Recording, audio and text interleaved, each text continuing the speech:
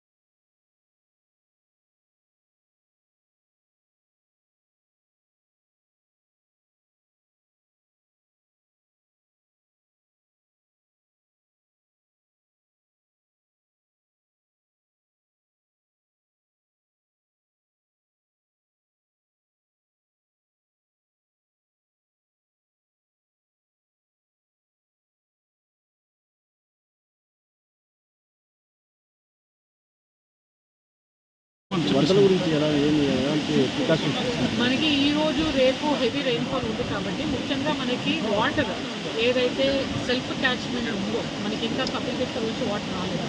Self catchment ఉన్న water ఈ areas urban ఏరియాస్లో నిండిపోయి మనకి లీలామాల్ సర్కిల్, లక్ష్మీపురము ఇవన్నీ కూడా వాటర్, ఎందుకంటే డ్రైన్స్ నేరో అయిపోయింది. ఇసుక వస్తే డ్రైన్ నేరో అయిపోయింది. ఆ వాటర్ నిండిపోవడం వల్ల ఆ వాటర్ అంతా రోడ్డుపైకి వచ్చింది. ఆ వాటర్ అంతా కూడా ఇప్పుడు మన కొరమేనుగుంటకు రావాలి. ఇప్పుడు మేమేం చూస్తున్నామంటే మేము కొరమేనుగుంట ఈ డ్రైన్ ఈ చెరువు దగ్గర కన్స్ట్రక్షన్స్ కొన్ని వచ్చేసాయి, బుక్షలు కట్టుకోవడం వల్ల వాళ్ళకి వాటర్ ఎక్కువ అయిపోయి కొంచెం ఇనండేట్ అయిపోయింది. ఆ వాటర్ని ఫ్లోకి ఇక్కడ నుంచి దానినీడు చెరువు వెళ్ళిపోతుంది. కాబట్టి ఇక్కడ ఏమన్నా ఇంకా ఓ చిన్న టెన్స్ లాగా పెడితే వాటర్ పోతుంది అనే దానికి ఇప్పుడు చూస్తున్నాము.